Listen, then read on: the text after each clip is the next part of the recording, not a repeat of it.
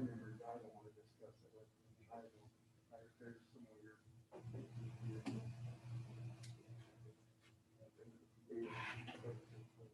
what we're doing.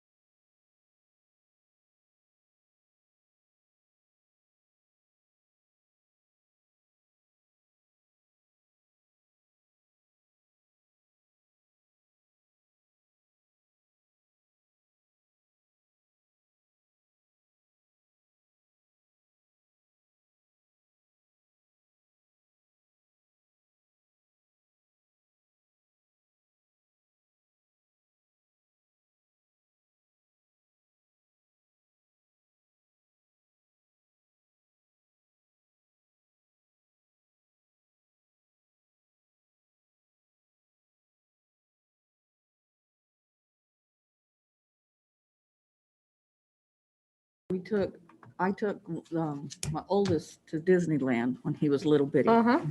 in a stroller.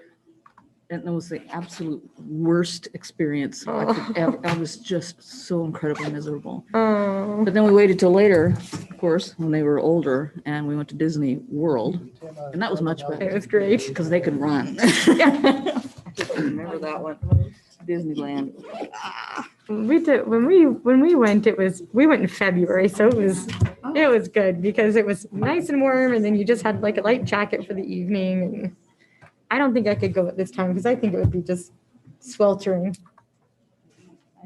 It got pretty warm a couple days, and then towards the end it cooled off, and the highs were in the upper 70s, lower 80s, so it wasn't so bad. Yeah, but it's like direct sunlight. It's like Direct sunlight, and it's 100% humidity. yeah, yeah, the humidity. You just walk outside and you just start sweating. As soon as we got off the plane, I was like, oh, we're in Florida. We made it. Yeah, when we were on a trip, not our last night, the night before our last night, I was like, in 4 years, it'll be our 20th wedding anniversary, so we should probably just plan a trip for the two of us. So Little adult trip. yeah, so we might try to do that. That's weird when you go like, oh, we haven't had an adult trip in 8, 10, 12 years. And you look back on it, and, oh, it's been a while.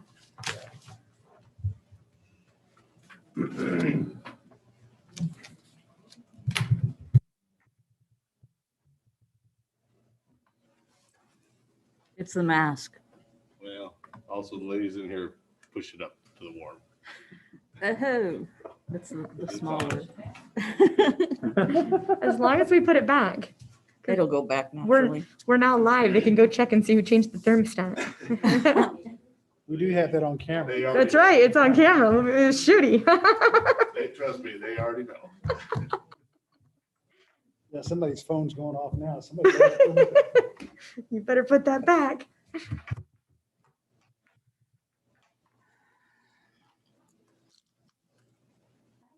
Okay. Good evening. Call the meeting to order. If everybody would join me in the Pledge of Allegiance, I'd appreciate it. Pledge allegiance to the flag of the United States of America and to the republic for which it stands, one nation, under God, indivisible, with liberty and justice for all. Welcome this evening. I'm glad we're all here. Last month you guys were a little light, 2 of us. Oh, yeah. Okay, so we have a number of things we're going to cover this evening.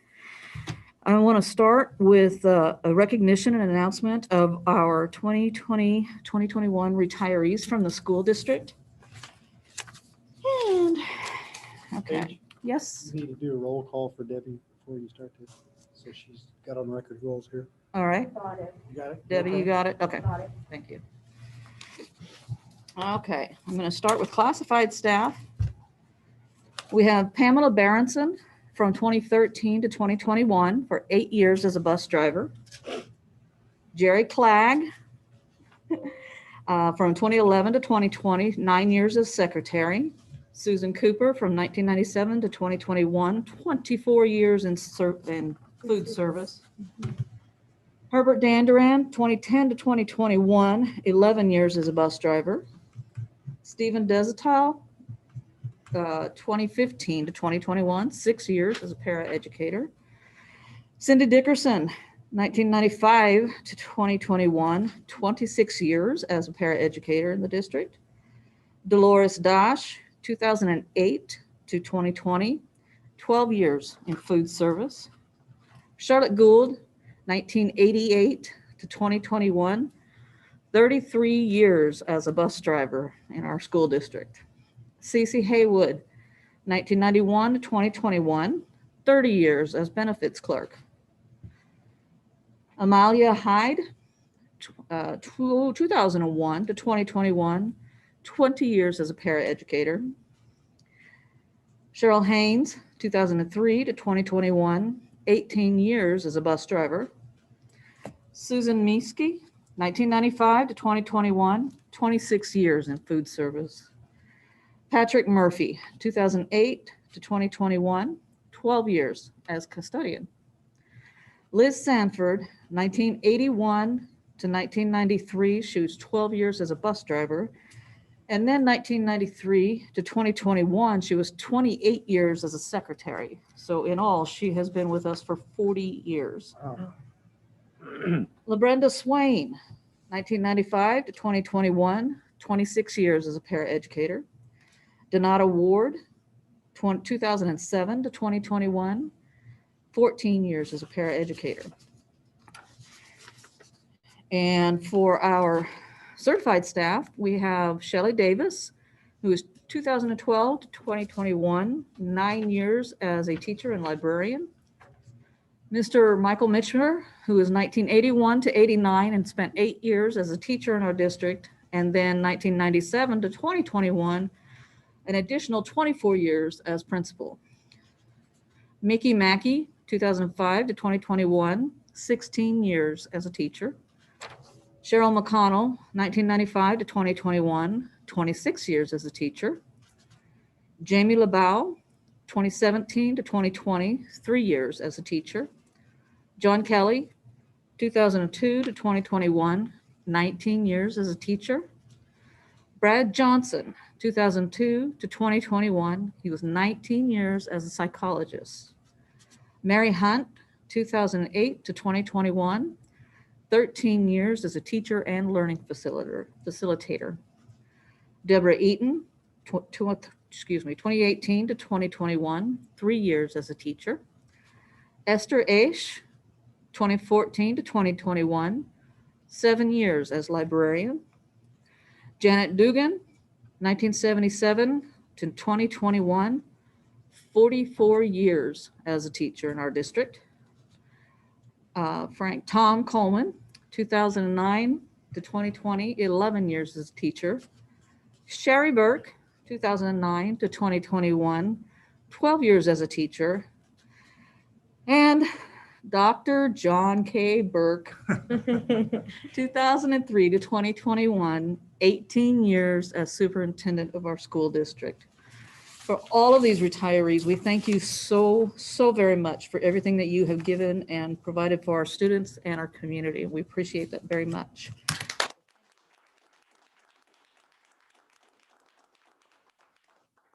And at that time, I also want to recognize from the school district, excuse me, Dr. John Burke.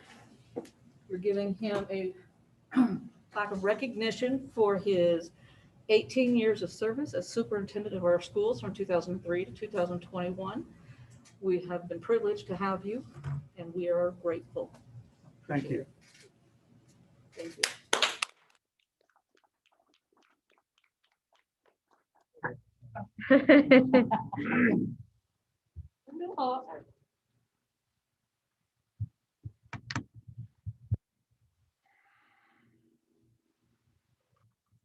Dedication. Lots of time by all of our teachers. I don't have to smile.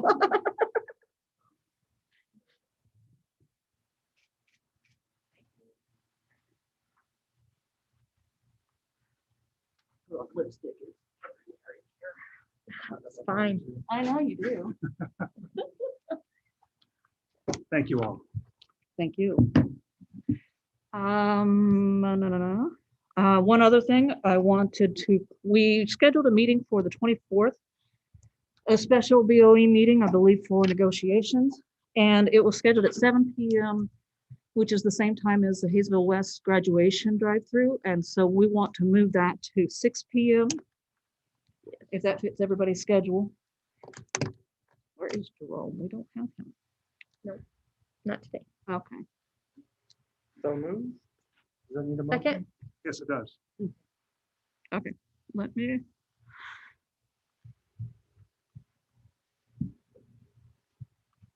All righty, thank you. So I have a motion by Bennett, second by Bain, to change the May 24th special meeting BOE time from 7 p.m. to 6 p.m. here in the admin building. Is there any question? All in favor? Opposed? Motion passes 6-0.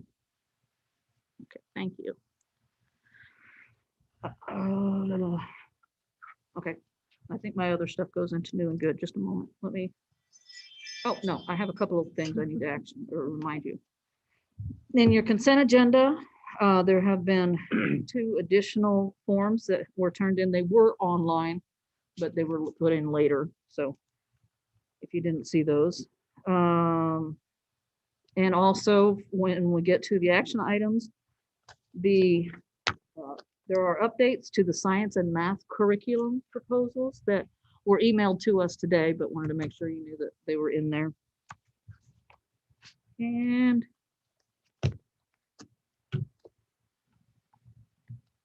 okay, retiree information. Okay, did that. Sorry, checking my list. Meeting of changed. Okay. Is that all? Did I get everything? Okay, super. Thank you. This is new and good, but I'm going to wait till new and good to do it. So, Dr. Burke? All right, superintendent's announcements. I received this email. Its title is "Thank you for your kindness to Robert Curlis." Dear Dr. John Burke, it has given my father, Robert Curlis, great happiness to be honored in the naming celebration of the Bob Curlis Transportation Building. He expresses satisfaction of living to the age where he is able to accept this honor in the presence of his family and friends. He places the plaque and the keys to the building and gas tank on a table where he looks at them during most of his awake hours. Awards of this magnitude are rare salutes to a life well lived. Your efforts in naming the building after Dad humbles our family.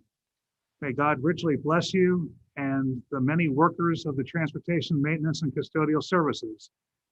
They are the epoxy that holds your school district together. Sincerely, Robert Curlis, Greg and Ann Lassie, Rick and Bessie Curlis. P.S.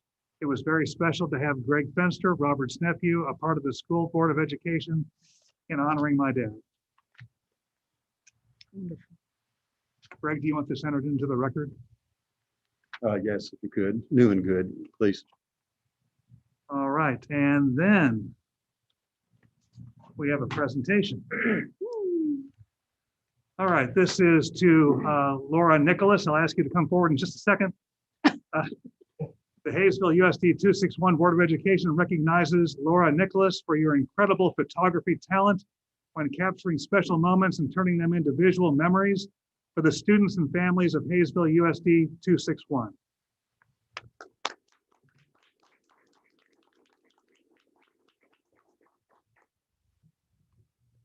Where do you want us over here again? Congratulations, Laura. Thank you. Where's your camera? I'm with my daughter to Eli's game today. Priorities.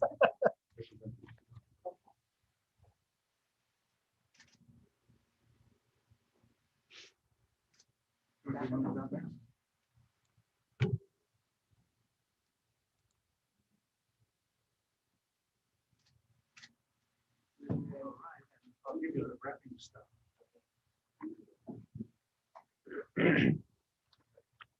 It's a little different being on the other end of the camera. Thank you, Laura. You've been giving of this yourself for years now. Yeah. And I really enjoyed it. as a Love parent these kids. who benefited from your photography passion, it is very well appreciated. Thank you. You're welcome.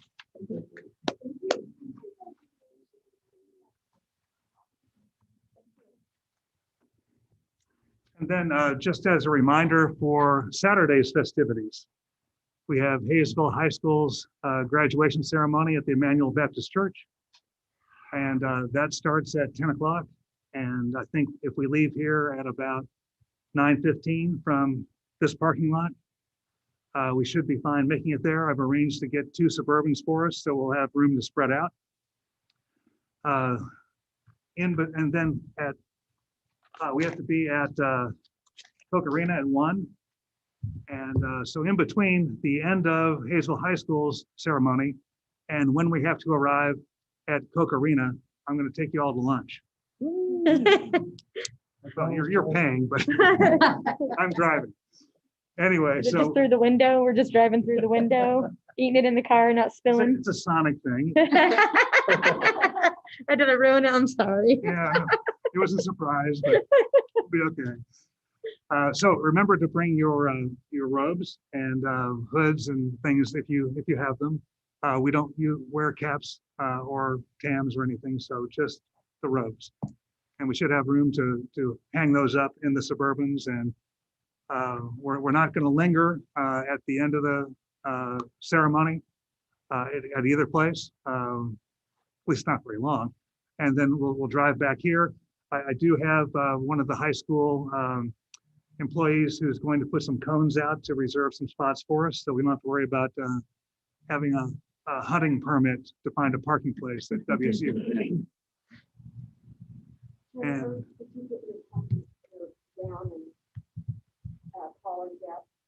Sort of. We'll talk about it. okay, I'm glad we had this meeting. We've been talking already, so we're good. You want to do the other ones as well? If that's, Mhm. I guess, although I feel funny announcing it to myself. If you want to just tell the board, introduce yourself and then tell the board why you're here. Okay, I'm Alicia Rutschman with OFG Financial Services, and we do retirement accounts in the district, but we're here for a different reason. That's right. My name's Ian Lindstrom, and we are pleased to announce that we are awarding Dr. Burke with a $1,000 check for being in the finalist for the running of Superintendent of the Year this year. So it can be used for a scholarship for a student of your choice, either around here or back in your hometown, kind of up to you. But we're very pleased to be able to present this to you. Yes, privileged to work with you and your staff. We appreciate it, all you've done. Thank you. Congratulations.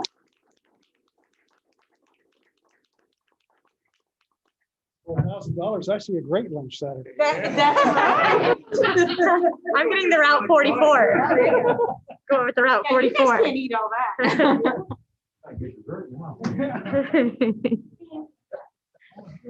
Cold or hot?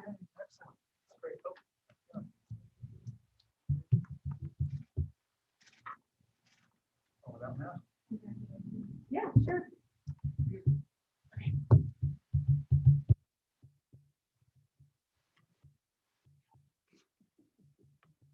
Congratulations. We'll see you before you exit. All right. Thanks you all for what you do. We appreciate you. Thank you, everybody. Congratulations. Thank you. This is the end of my announcements, I'm sorry to say. Okay. And our student is off preparing for graduation, I believe. And so we won't have a student report. We have new and good. And I have a couple of things. And to follow the thank you from Mr. Curlis, Mr. Glenn Crum also, he doesn't get out as much and doesn't write. But we had a gathering, and I think in one afternoon, he probably asked me 7 times to make sure to tell you all how much he appreciates the natatorium and the honor of it being named for him. He was extremely grateful. And so he's a very happy guy. Well deserved. Couple of other things. One, on May 10th, at our most recent city council meeting, the mayor put out a mayoral proclamation honoring Dr. Burke's career achievements and contributions to this community. That was on May 10th of 2021, and it is summed up as proclaimed by the city of Haysville on the 10th day of May 2021, which the city council members take great pleasure in recognizing the significant professional achievements of Dr. John Burke, and herewith express its sincere gratitude for the invaluable contributions he made to the Haysville School District. Great. So that was exciting. I thought that was really nice. Yeah, very nice. Thank you. The mayor did that.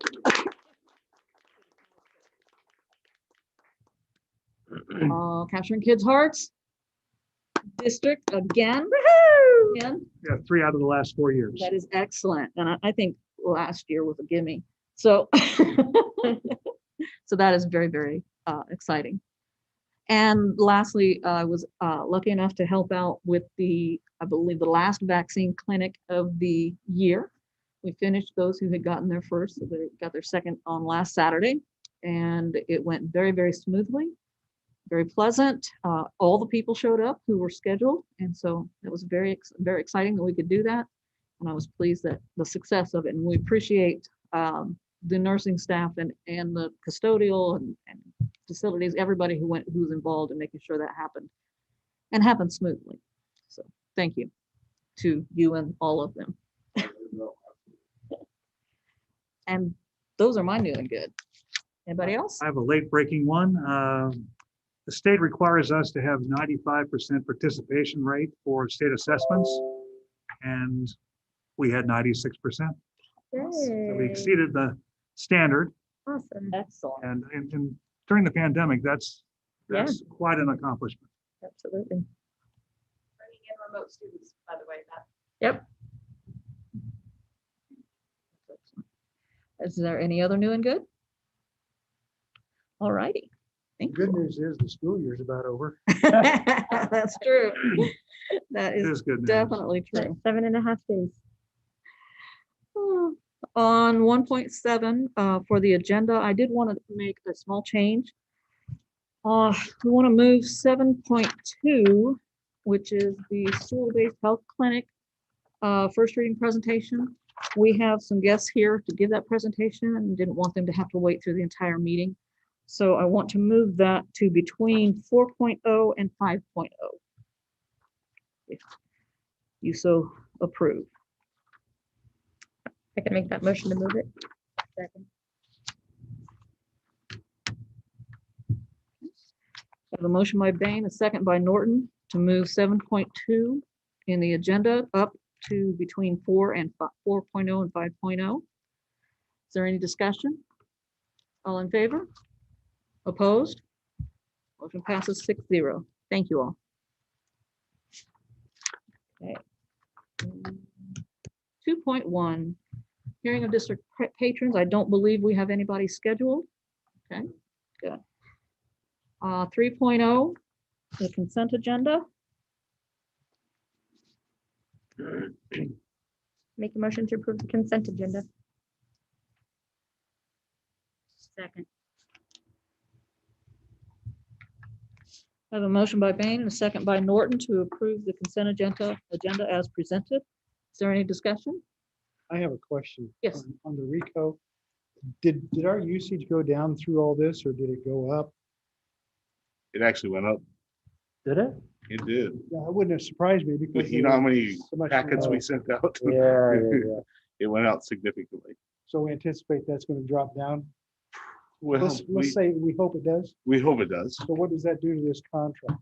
It doesn't really change the contract in the fact that when we do the calculations for how many copies, we base that on our lifetime thus far. So because it was a short period of increase, it negates the average. And so we do about an 80% protection. So shouldn't change it much at all. The machine to print the big, apparently we're getting 2 of those, is that correct? We have a large format printer already, but we're getting a larger one that can print the outside stuff and banners and those. What do banners do we print with these? Help me out here. You've seen the banners on the outside of the fences. Have you seen the banners for student athletes? They can actually also print signs for our I've seen one of advertising. these last year. That's true. So like with student athletes, the seniors, we do a special banner for those. We can print those in-house now. Any of the advertising signs that ASA advertising does for us, we'll now be able to print ourselves. Is that on a material or is that on? It's on both. It's multiple material surfaces you can print on, including vinyl, wood, plastics, all kinds. Okay, thank you.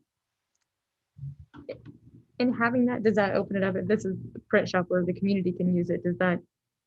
We have opened it up to the community, and I will just tell you right straightforward on this one. We opened it up to some businesses because we don't have print here. We charge them, we make a small profit. So while it does look like on the packet, we're going to pay an extra $151 a month, based on the revenue from those businesses, we're gonna save about $650 a month. So, Right.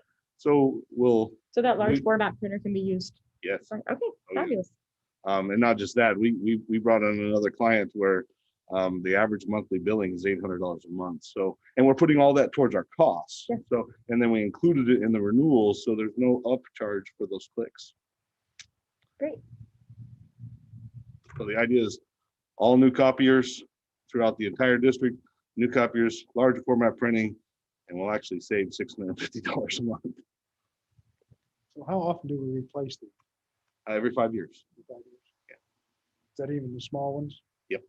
All of them. Thank you. All right. Is there any other discussion? All right, hearing none. All in favor? Opposed? Motion passes 6-0. Thank you. And 4.0, the treasurer's report.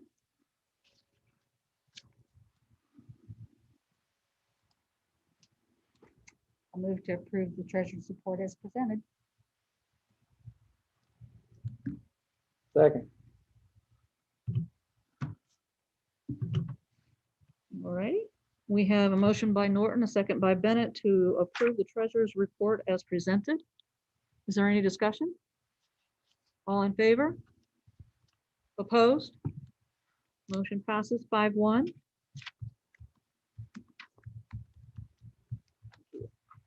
And here's where we put in 7.2, which would be the school-based health clinic.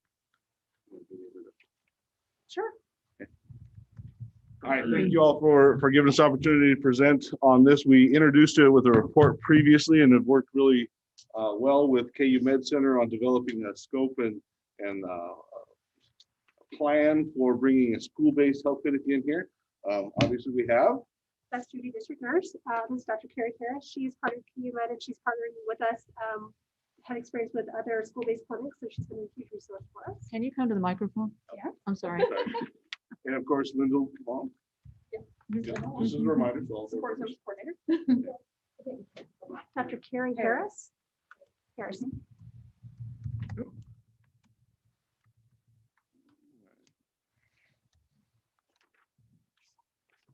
And Dr. Harris provided some information for us. As we spoke previously about a school-based health clinic, it's actually the idea of bringing in these resources for our patrons so that we can reduce students missing school and gain access to public health for our patrons that currently are struggling. Review the plan we had previously, which was, of course, we put out needs assessment to the community. And in that needs assessment, it was identified pretty readily that access to public health care, including mental health services, is very limited in the Haysville area. And when a student has to take off to go to an appointment, often it's a full day absence rather than having access locally. So this is the idea, that we would partner with KU Med Center, open a health clinic based at Haysville Middle School. We're looking at a couple rooms at Haysville Middle School that would serve that purpose. And thank you for coming early and touring those rooms. They'll give us some feedback on if we need to make some adjustments, but the space is adequate for those services. We would also run that clinic 5 days a week, half days, and then adjust that schedule accordingly to a school schedule. For example, if we have an in-service day where students off, we may actually have that be a full day and another day be a half day so that families can access the clinic during that time, depending upon needs. We also may make adjustments to the clinic so that they could provide, for example, school physicals, given those time of years for the start of sports, or immunizations during our, when we have to exclude students based on not having their immunizations. The idea behind this, of course, is so they have that access. There is a cost associated to it. There's some startup costs, but there are also some ongoing costs. The idea is over time, we would use ESSER funds for our startup, and we'd use ESSER funds for our initial few years. And then over time, we would hope to be able to work in some billing with the clinic and eventually have it develop a revenue stream to hopefully develop sustainability over time. As you all know, those ESSER funds do run out by 2024. Let's see, that's a lot of information. I put a lot in your packet. Why don't we just, if you have questions? That's why we're here. I'm sorry. You said, I know Tom asked last time that we won't take insurance and this is completely free for our No, that's students. not correct. That's not correct. And we would definitely, so we could bill insurance, bill care, bill private insurance. We would also want it such that someone who's uninsured would never be turned away. Okay. So when we get to the point, especially that we're self-sustaining, that would be incorporated into it, but we would make it so we would bill those who have insurance, and that's how we become self-sustaining. What do you do about co-pays? You know, I don't know how to copay for other billing plans. The billing goes through KU. Yeah, so the Right. billing would go through KU, and co-pays we usually include in the bill when we Okay. send it to the families. Okay. So we don't expect the patient or the students. to So it's pay. not waived. I get not expecting the students, but it's not a waived fee for using the school-based health clinic. And when we talk about billing over time, we're talking by 2024, we're talking once we're kind of 6 months into it, we think we'll have, We would bill right off. Yes. we would okay, start- all right. You said billing over time, so I was a little confused on how long we were talking. So we'd start billing immediately when we started seeing patients. Right, Yeah, for those- patients that were scheduled would be billed, whether they have care, that would be billed, Right. private insurance would be billed. The only time they wouldn't be billed is if they have no form of insurance at all, and we would agree to absorb that cost so that we don't have to turn anyone away. And then And- we would get insurance. And the idea of sustainability is that it takes a while to build up clientele and build up enough services. Sure. So that billing can sustain the clinic. And the estimates are somewhere between 18 to 24 months, depending on the size of the clinic. And again, that would be all something for consideration for the board for the future, and whether or not we reduce funding on our side, or do we increase services?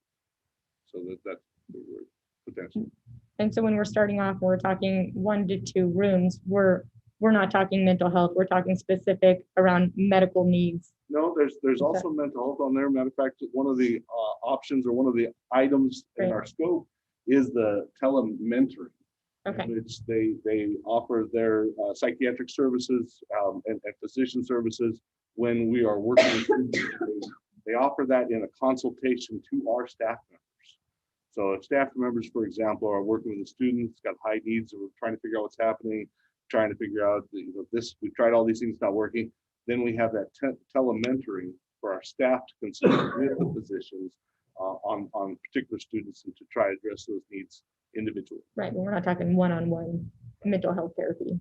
So we don't Yes. separate medical and mental Right. health care when you're talking about children. They're very much interconnected. They are with all of us, but certainly with kids. And so the provider that we would place in the middle school to provide, it would be comprehensive services. And that provider would have access to myself, who has expertise in pediatric mental health, as well as a trained child and adolescent psychiatrist and child and adolescent psychologist through a program that's statewide right now called KS Kids Map, where we train primary care physicians to manage mental health for kids in their practices.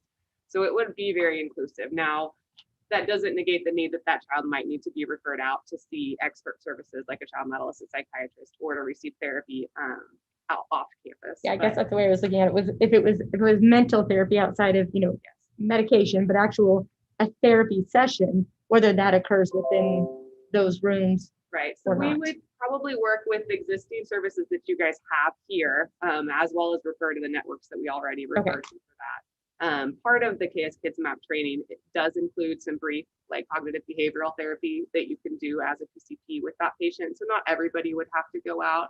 And certainly it would include screening, diagnosis, and treatment for non-complex mental illness. And I think just even providing resources on the things we can do would be really helpful for some of our families. Well, and one of the things that's really important to know too is like the wait time for a med evaluation in home care right now could be, we had one that was 3 months. Yeah, for med evaluation, For sure, med yeah, evaluation. yeah, And so for this, it would be a phone call and a consultation right, that's immediate. I like that. And that was one of the strongest selling points, is the fact that they really don't separate the mental health services and the physical services when it comes to pediatric care. Could you tell our folks who might be listening online or see this later, what it would be in terms of parental approval for a kid to walk in and get services, kind of give them an idea of how that would work? Absolutely. Should I come here? Yeah. Please. I just forgot that there were Please. people listening. Yeah, so it's just like with any other pediatric clinic, ideally we would have parents if they could be there, that would be great. We'll have the ability to Zoom parents in, things like that, if they are at work and can't take off work or something to try to increase access.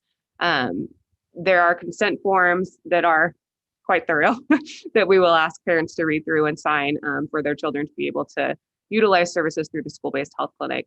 In the state of Kansas, there are some exceptions so that adolescents can consent to some care on their own. If a parent's not immediately present, that adolescent can receive some care.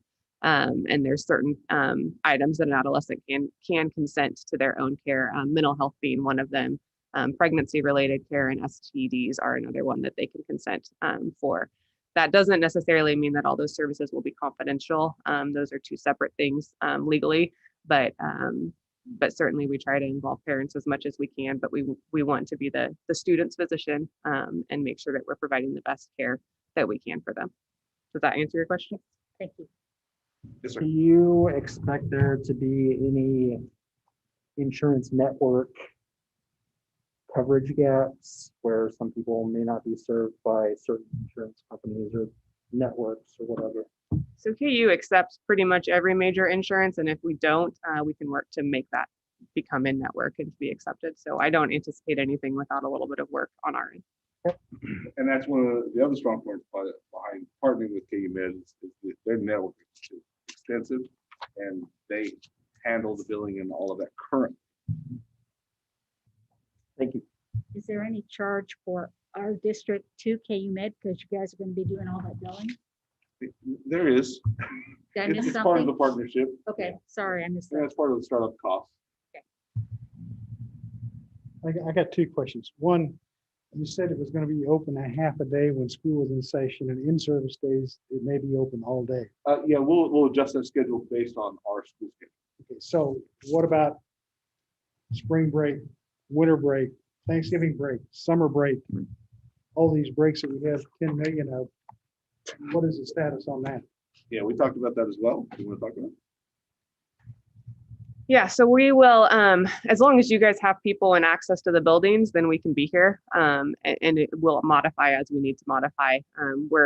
We have one other school-based health clinic in the Valley Center district now. We're talking to other districts as well.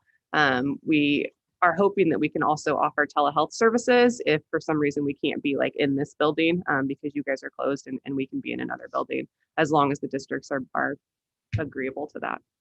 So they call in for an appointment, is that going to be something our secretarial staff is going to have to do? Or are they going to call KU to do this? We need more nursing staff. So the nursing staff will hear of it. In conjunction with the KU. Yes. Oh, well, yeah, I know, they got to say, okay, we got these, yeah.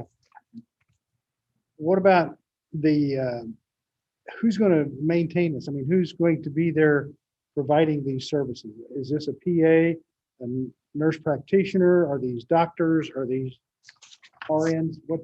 Who's going Yeah, to be in so there? we budgeted for an advanced practice provider, so an APRN or a PA with physician oversight. But on campus would be an advanced practice provider is what we budgeted for. And then we provide a nurse. I believe it is in our medical assistant that comes as Yeah, well. yes, so we have, yep. Thank you. Greg, did you have questions? Yeah, maybe I missed it in your presentation. I didn't read it thoroughly, but I'm looking at it from a business standpoint. You initially talked about the billing. Are we going to do paper billing and then have KU Med Center do the electronic billing, or we need to provide something here locally? We have a electronic health record that would cover all of that. Okay. Clint Chudy, is there going to be a liability to the district?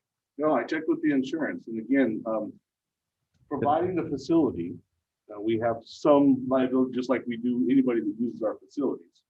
It would be covered by our current coverage, our current insurance coverage through the Kermit, Kansas Education Risk Management Pool covers all of this. They have districts in other states that do have school-based health clinics, so I know that part's covered. However, KU Med has their own insurance as well for their physicians that have to carry liability insurance. Okay, that answers that then. Again, we have applied for, and we had to fill out any Kansas type permission slips or certification or applications. Did we have to do all that, or that's already done? Again, go ahead. I think I'm probably not the best person to answer this, but functionally what happens is we have a satellite clinic from KU based at Haysville Middle School. So I think from a business standpoint, all of that falls under KU. I would check or encourage that we're added an addendum or whatever, that we are now identified as a site or whatever. Yes, and the process for the legalese is a little complex and lengthy usually between the KU. It's the Medical Practice Association of the KU. We keep calling it KU, but it's actually the Medical Practice Association and the districts. And obviously contracts will go back and forth until everybody's happy and feels like everything's I'm covered. looking at, as I said earlier, setting up a business, and, you know, and all the paperwork, documentation has to be set up to make it legal, and the funding and tech, all that. But will we have a board of directors locally, or if there's an issue, personnel or whatever, does that go through the school district? Does that go through KU? How do we settle? So that's a good question. From the KU and PA standpoint, the Medical Practice Association has its own board of directors, and I don't know beyond that. For us, it's in the contract language, and that's what we're working on right now. Is the contract language on how we would address, say, for example, if we have an issue, there's a conflict of personalities, that any of those occur. Obviously, their board of directors would oversee their employees. Our board of directors, or you all board, would oversee our employees. In the contract language, there's a mechanism for us to acknowledge and address, and an opportunity for either side to address any kind of grievance. So that's the language we're working out right now. And again, the paying of employees, their benefits and all that. That's all through them. That's all through the KU arm. Remember, we're hosting. That's really the idea. It's their clinic. We're hosting that clinic on our facility. So that's how it also helps with the liability. Well, we've done something similar when we have a bank at our high school, but this is a different animal, the way I see it. I guess our next question is that I know they've been doing it. I saw the view graph of all the different sites. I would like to put on our calendar or have a 6-month or a year evaluation or report of maybe that's common practice of the number of people treated and for when and what for, and lessons learned, and a general evaluation. Well, I guess leading up to this is not a permanent thing. No, sir. It's a year-to-year contract. That is correct. Year-to-year renewal. That's correct. Okay. Unless we negotiate something long. Okay. That, of course, would have to come to you for approval. We'll sign off on that contract, right? That is correct. So Debbie, Once it's reviewed by the attorneys. Sure. after next month, when it's an action item, we will want to add it to the board calendar to. Mhm. Okay, thank you. Did you have any other questions, Greg? No, thank you. Okay, I have a few. When you talk about it being local and they're in the school with our students, so they could just go right there, but obviously we'll have 8 other schools. So are we providing any kind of transportation to and from the clinic at all? We were not planning on providing transportation. Not from school to school? No, again, that goes into the parent consent and then parent involvement, and we want the parents, I mean, none of the students will go to this clinic without parents' approval unless it falls into one of those categories and they're already on site. And it's very similar to going to any other clinic and scheduling those appointments. The convenience is it's just right here. It doesn't take as much time to get in. Okay. We chose Haysville Middle because it really is with walking distance of many of our schools. So really that was so centrally located. I think other than maybe Oakville campus and Ruth Clark, really it's walking for everybody else. So if they didn't have transportation, the schools could get there. And parents could still consent. Yes. And in your research in the community, I know you surveyed parents. What kind of research did we do with the medical field, the businesses in our community? The other physicians or chiropractors or mental health or whatever? Absolutely. Okay, so I contacted the medical group here in town. The office manager of that medical group, had a long conversation with her. Also spoke with the eye doctor here in town, the dentist here in town, and the therapist that we have currently working with us. We're all contacted before we, right off the bat, before we really got anything on paper, and spoke with each one of them about the fact that we were thinking about it, what we were thinking about doing, kind of gave them the lowdown of the whole thing. Most of them are very much on board. The medical practice, the fact that they take very limited can care is one of the issues that drove us to keep this going, because can care insurance is a big percentage of our student population. And there aren't enough providers near our area that take that. So that's one of the driving factors right there. Okay. But they didn't feel like we were going to be a competition for them? We talked a lot about that. And as far as insurance billing, that could be considered competition if you wanted to consider it that way. However, right now in town, we have one physician and 2 advanced practice nurses, and plenty to go around. I've worked with so many patients, so many students. One the other day just drove to Clearwater to get a doctor that accepted can care. So I think that they feel like there's plenty to go around. And I was told many times, if you're going to take can care, go ahead and take as much as you want. So we really think that that'll be a big percentage of the business that we see. The other insurance, of course, we will take. And so I guess you could consider that maybe a competition, because if they want to come to our clinic rather than that doctor, if they can get in differently or whatever.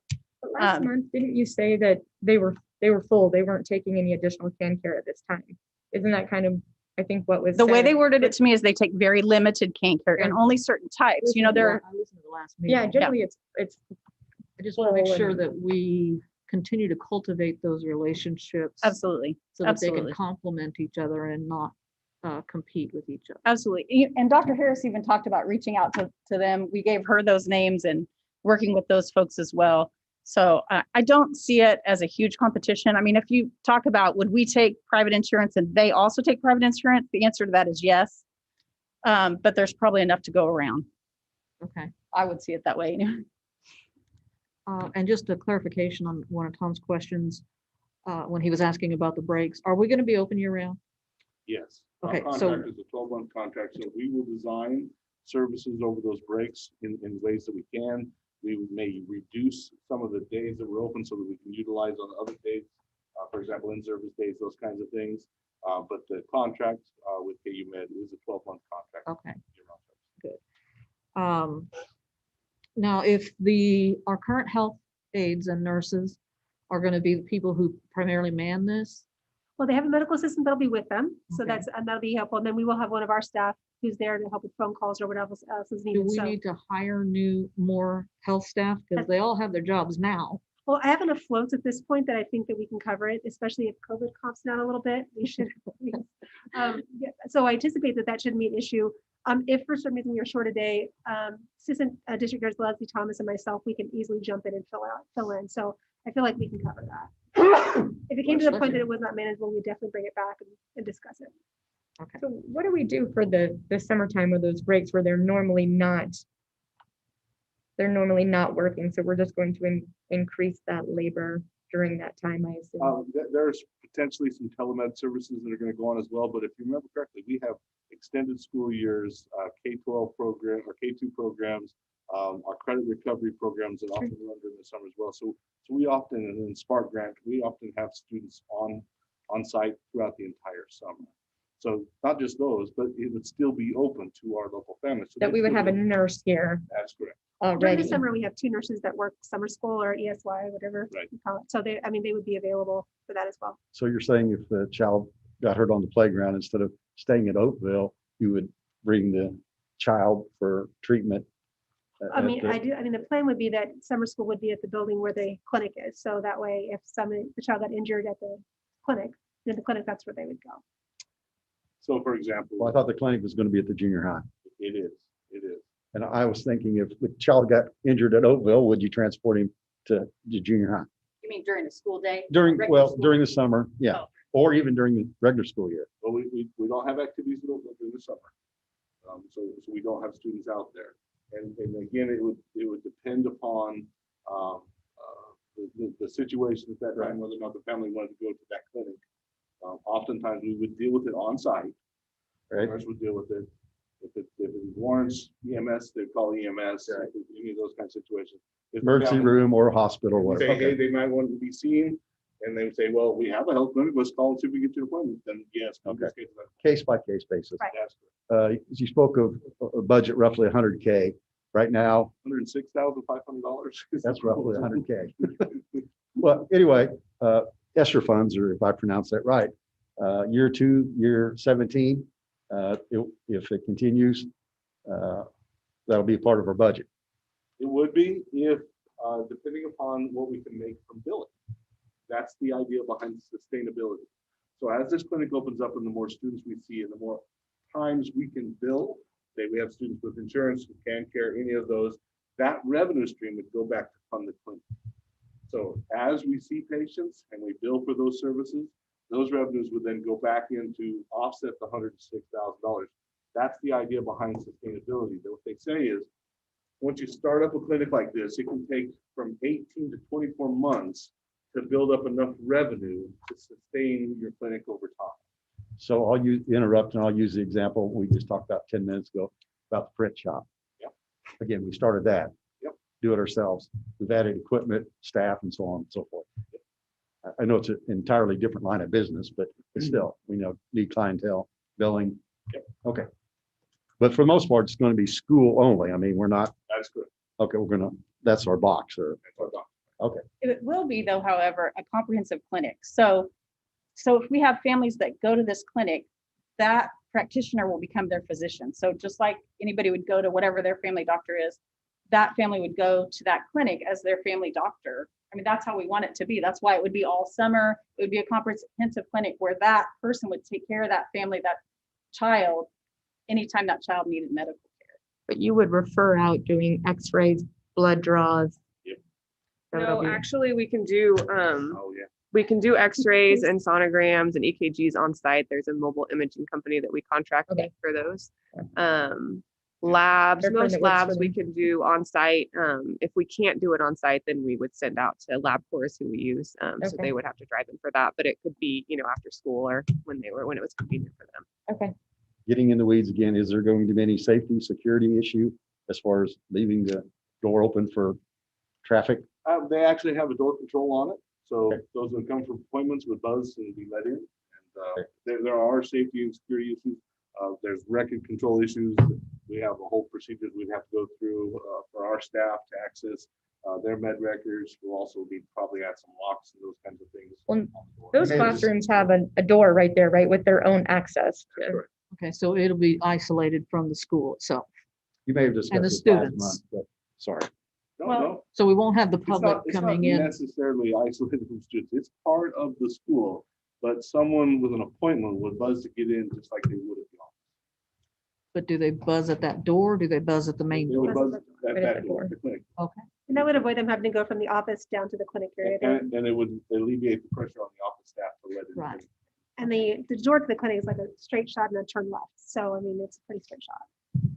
Let me be sure I heard this correctly. Sure. I'm trying to put pieces together. Absolutely. We've got ESSER funds for at least the first 2 years.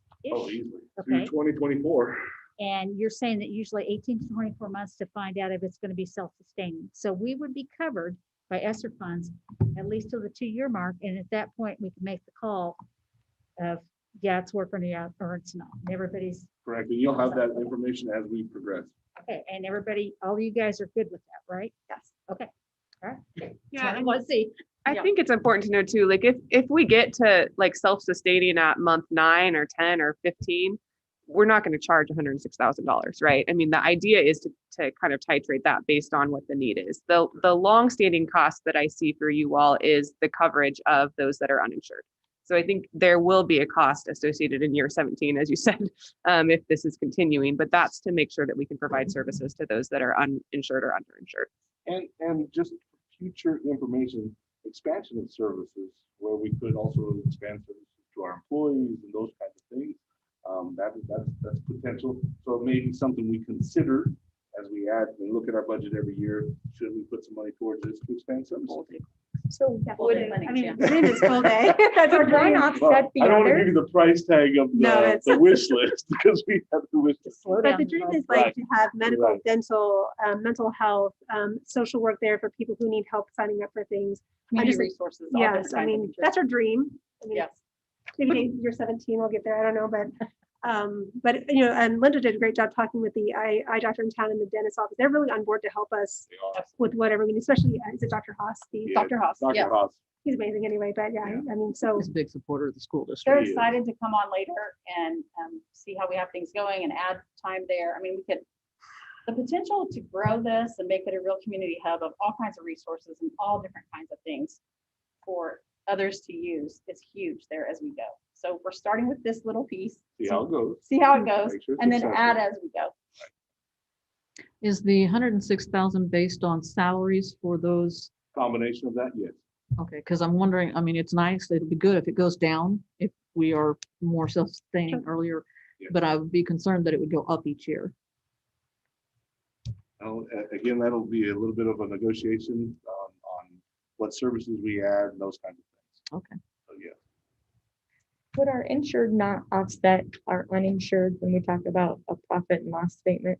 Possibly, but again, your insured would potentially cover some of our costs. I mean, that really is, it's covering the overall cost. So it just depends on what. Yeah, but if what- the overall what cost revenue is stream we're looking at, what's the 106.5, run. and that's kind of broken up between some labor and Absolutely.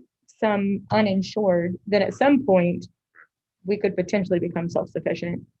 Potentially, absolutely, but we would have to But- look and see what the revenue is, and that's a big. So part that of would it. go, they would put that into the income statement when we looked at it and said, yes, this is. Okay, And that would probably rely on the majority of patients being privately insured sure. and not publicly insured, because of Or reimbursement dually, differences. Yeah, right. dually insured. Yep. Well, and I think one other benefit is for uninsured. Sometimes they don't realize they can get insurance or it's intimidating, so they don't That's do that. So now we have people on board who can find that. So the plan is if they don't, you're gonna refer them to Linda and Linda's gonna help them with. If they're able to finding get it. resources. Don't have it, we'll take care of it. And, That's right. and if she can get it done, I promise you that. Yeah, So in I the work with original Linda a cost lot, so yeah. estimates- In the I know original she cost can. estimates, we budgeted for a social worker because that's so important to school-based health clinics, and Linda said, I can do that. I said, great. Yeah, so I'll be that liaison person, the social worker. Wow. All right, board, those are some good questions. Do we have any more? Are we finished? Thank you for coming Thank this you for evening. having us. Thank Yeah, you so thank much you. for having Thank us. you so very much. much. Appreciate it. Coming up next. Thanks. Are we done? Thank you.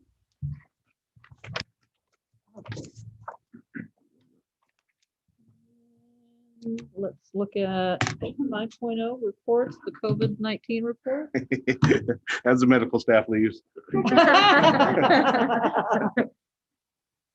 Okay, COVID report. As you may have noticed, based on our infection rate in Sedgwick County, we had a slight uptick. It's starting to move its way back down. And the CDC came out with some new guidelines. What we're asking for is to finish the year with what we've been doing. We have 7.5 days left. The mass majority of our students are not fully vaccinated. Even students that have come to our clinic on site are not fully vaccinated. It takes 14 days post the second injection to be fully vaccinated. However, this would also give us time to create the educational materials, print some new posters to go forward in June, following the CDC's recommendation of those that are fully vaccinated are not required to wear masks. We would want to still keep some of the safety protocols. I mean, some of the things have been very successful. Our facilities team and the nursing team are currently working on some recommendations that we may want to keep in place. And just give you an example of one is not turning on water fountains again. Stick with the water bottle fill stations that we put in. And we need to add some more. But we found that has cut down on other communicable diseases this year and can be very helpful with that. So they also, as the science studies this virus more recommendations are coming out, for example, on the facility side. One of the things they're recommended, because it is much more of an airborne contagion, is that we've put up some plexiglass to separate for barriers. What they're finding is we may have created areas in which we don't have good circulation to replace the air. Now, our facilities guys have done a great job. They've gone through every rooftop unit. We've replaced filters on all those units. We've monitored our electronic system of amount of outside air that's being brought in. We've increased it in many areas so that we can increase that airflow. So what they're recommending, and this is from CDC even today, is that schools keep masks for the remainder of the school year, and then moving forward, follow their recommendations and educate your community that the best recommendation is for those that are not fully vaccinated to continue to wear masks. But if you are fully vaccinated, that you don't have to continue to wear masks. We would then also take down the plexiglass dividers so we could help increase the airflow going forward. And I know that's the controversial topic, is the mask. Well, the CDC said today to continue, just finish the school year. They did. With the current protocol. That is the best recommendation, simply because the majority of individuals in our facilities are not fully vaccinated. If you put them all together, our students way outnumber our staff. And Do so we have any, have we been working on what we'll do during the summer? We for all those have. activities. We have, and in the summer activities, I think we would still follow the same guidelines they're putting out, but we just need to get some more educational material, need to educate the staff, and that we would go forward with the idea of, if you're not fully vaccinated, we recommend you still wear a mask. If you are fully vaccinated, then you're not required to wear a mask. And no, we are not going to become the vaccine police. We're not going to be asking people to prove it. I don't want to ask anybody for their papers. That's not our goal. But we need to educate them on what's the best practice going forward. So in June, the idea would be we would have the material posted out. We would do some social media posts. We'd create some educational material for families that are attending our summer activities so that they can have all of that. And it really is focused on certain areas. K2 is one of our big areas over the summer. ESY for SPED. Our credit recovery is already going to be online. So many of those students will not be on site. So the goal is we would educate everybody, put the plan in place, and then look at the recommendations from the facilities and the health staff for what should we keep in place for the start of next year. So for summer, you're saying 12 and under. Sorry, Jeremy, I didn't see We would request that they wear masks. My question was just going to be on your language for this summer, recommending they wear masks if they haven't been vaccinated. Is it just a recommendation, or is it? We're going to ask them to wear masks. Okay. If they're 12 and under, they're not fully vaccinated, they need to wear masks. Okay. Now, we've complied with the changes. You know, kids outside playing, we're letting them take off their masks so that if they're social distance and they're not coming in contact, they're really not at risk. We do know that in the summer activities, we're talking about much smaller class sizes, so much more social distance in those rooms for the summer. It's actually a good opportunity for us to try some of this out. So if they're social distanced, Still need to wear masks. still masks, okay. Because the potential in the classroom is the exposure. Sure, So, and in a confined environment, the airflow is pretty important. I keep trying to find a way. So what about the staff in summer school? Are they If gonna they're be allowed fully to- vaccinated, we're going to tell them they do not have to. We need to take some, we obviously need to take some kind of action before summer school, which means we need to take some kind of action tonight. If that is your guys' choice to do, yes, it is our recommendation. Did want to add, you know, we did update the numbers. We still have some ESSER funds, and we will talk about negotiations a little bit later and the idea of compensating staff. And the federal guidelines are not allowing that to go forward. So. Yes, sir. Legally, I know that legally, Sure. following KASB's guidelines to ensure legal representation. Correct. If we do not follow their recommendations, then we open ourselves up to not having them represent us in the case of a issue. Or general liability. A liability issue, and I'll speak directly to that. I spoke to the KSB attorneys. I also spoke to our insurance carrier because that's a big part of our liability. And it's the same legal advice you've received directly from Donna Whiteman, which is the best advice is to follow the medical community's recommendation at the time. They are considered the experts. If and when this goes to court, there's all kinds of things lawyers do, but one of the things they look at is, did you follow the predominant medical advice at the time? And the advice from CDC and eventually will be Sedgwick County and KDHE. They have not updated theirs completely, at least last time I checked. But it's, again, to continue masks for the remainder of the school year, and then going forward, those that are fully vaccinated not being required to wear masks. So, I mean, I don't see any reason not to follow their guidelines, if for nothing else other than liability protection. Correct. Given that, what can we do to make next year better? I have a consultant coming in next week, and right now, basically I said to them, do you have a crystal ball? Because again, I think we're going to have to go with predominant medical community's advice at the time, and don't know how they're going to go forward, or, you know, the goal is 70% for herd immunity by late or 4th of July.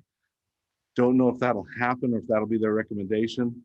The goal, we would love it to be that case, especially now that 12 and older are able to get the vaccine.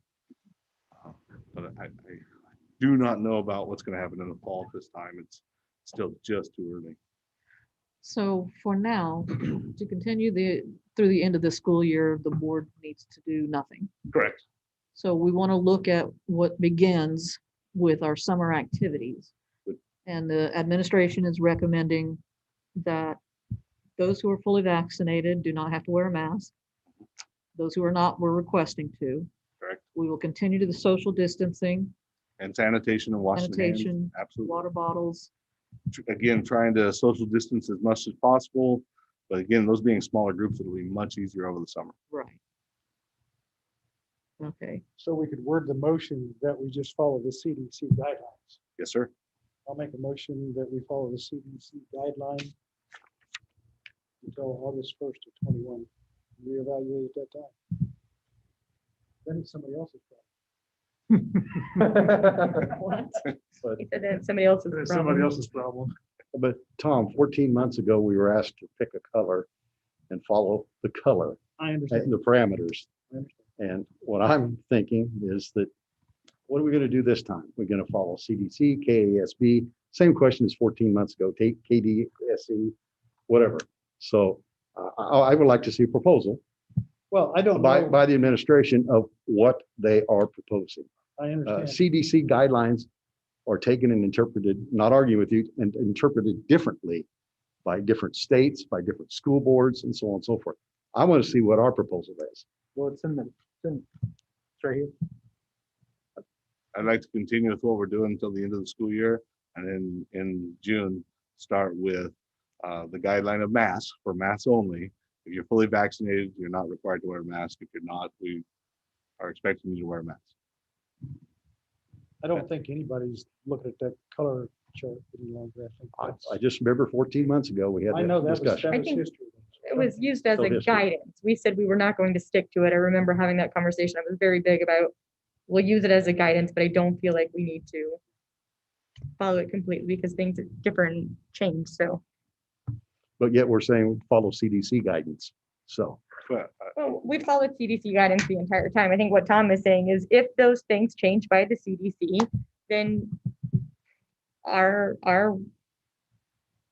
recommendations would change as well. So if at some point the CDC comes out and says, hey, never mind, everybody, no mask, then that's what our recommendation would be as well, because it'd be following what the CDC says.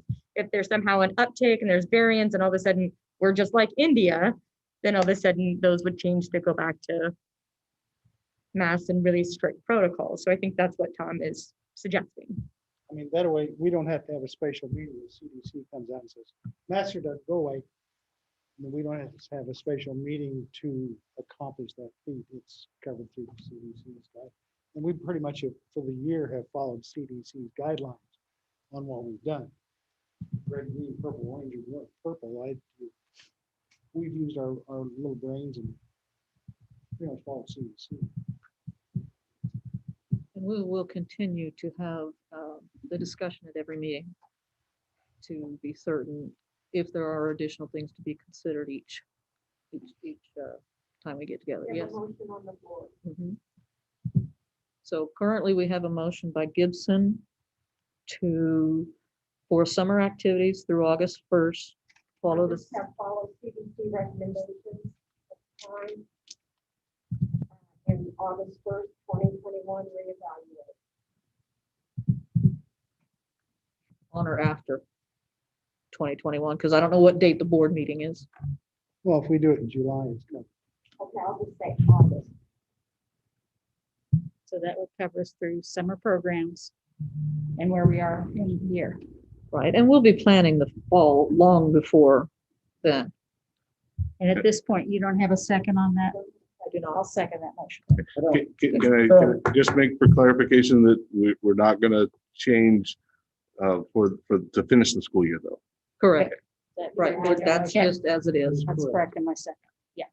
Thanks, Glenn. And following the CDC guidelines takes care of the recommendation from the school district administration that these are the same. That is correct. Okay. Are we all square? And I think so. It's tough. It's a tough, I know. it's decisive, divisive. It's. Do we need to have a time frame on that? Because We said August. right, but do we need to put a hard date on that? Because we're meeting every month, we're gonna discuss it every month. I say that, I mean, putting the August date on there seems moot to me because we're, Until, so just from here out until we need to change. yeah, just, Well, and if. we continue to revisit it every month. There's no reason to put August in there. That's arbitrary because we're talking about it every month. It changes every week. When we meet, we'll discuss it again. Right now, we're continuing what we're doing till the end of the school year. Summer school starts when? June 7th. So we will not have a meeting before June 7th. So We will not. your motion covers summer school. Correct. So we don't, I mean, I think that personally, that's good enough. I don't know. I don't understand why having the date on there. With this, Sure. so we'll have to Amend. amend the. Change it, amend what? I got a lot. He said it was the same as we said, so what are we amending? He's saying take out the August. 2021 on there. That's my motion. To leave August, okay. We can change it any time. We can have a call a special meeting in 2 weeks and change it. It's all out the window. Correct. It just seems arbitrary to have a date on it. To me. I don't. He's just saying, just follow the CDC guidelines. Until August. Dr. Norton, do you continue your second? I think I'm okay with that. Yeah, I'm good. I am. I have a motion by Gibson, a second by Norton. Beginning June, let's just say June 1st. Yeah. For the district to follow CDC guidelines through August. I thought it was 2 August. 2 August. 2 We August. just said August. To August. August of 2021. Okay, thank you. And is that everything? Reevaluate. Right, okay. Any other questions? All right, hearing none. All in favor? Opposed? Okay, motion passes 5-1.